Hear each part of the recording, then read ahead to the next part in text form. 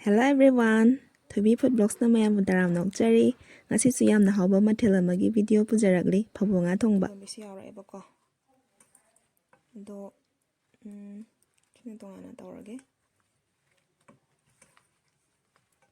Khoi farm dagi ne mayam. Te machuga thungana to'lage. Tuga tawrage. Thuma mung sai salage. Suti numit natradi ayuki chak thongba phangde. Tawraga thongbi oina tawge. Tawdabida adum hinga ngawraga thongbadisi adum hawbani ko. Do sidi tawraga atopa machal ama hapaga thongge. Ngasi phajana loin tawthokjare. Aduga aina hapchadoriba atopa machal sina daskus squash to. Se laujare aduga maku phajana khoga maru se lauthokjare aduga sing cube shape sido ina kai pana soirasu yai adoina mana pitak oina soire sina thuna mangadra na tawbani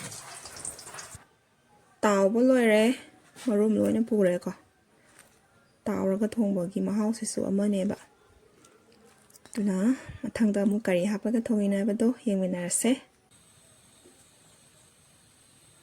asidi tejpata haneta thadarage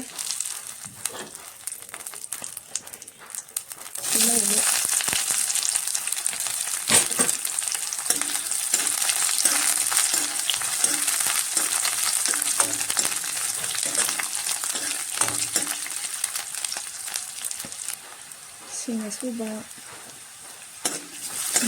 tambah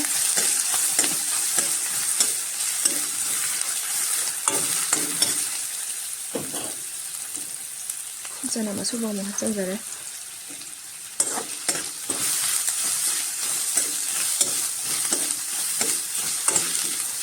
tawraga thongabani na ase thawje am haptraga aduga machal sidi thuna do mon lebe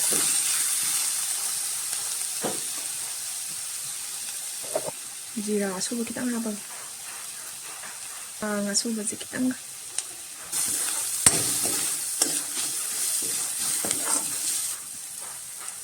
nasagi daskus to squash to siga thongdoine ba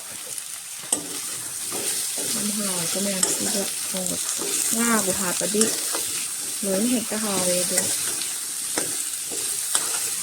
nasi dumping na laida se Dali kasalakan na ko. Kasalak.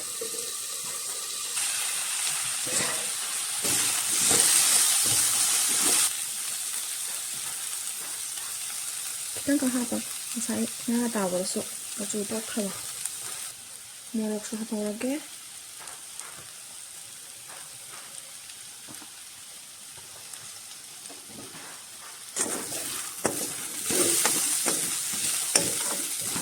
Morok sa dong male kasi sasa rồi nga thong di morok tang kalaga haw tangaw bire babaw idi mahi yam pame ko idi mahi mo cha de ba ko duna mahi katang yam halake dugo tang okhai bi lamage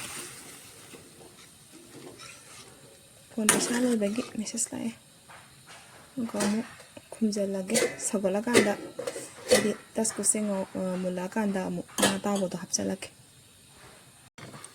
teri ga mangal ga ma singju surage mangal ngauraga takhabi do si matai gi akan basaruk se lautho e ado teri se singju na tapida kanghau gumba irolaga chaba siam na hawe mayam di chanara bra smana pana oina soire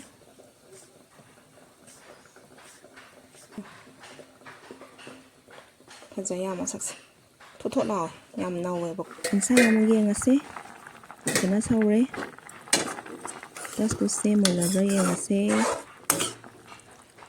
mulle to pamjaba changi thuma pase ngasai nga taw bala su thuma khabani na khara handare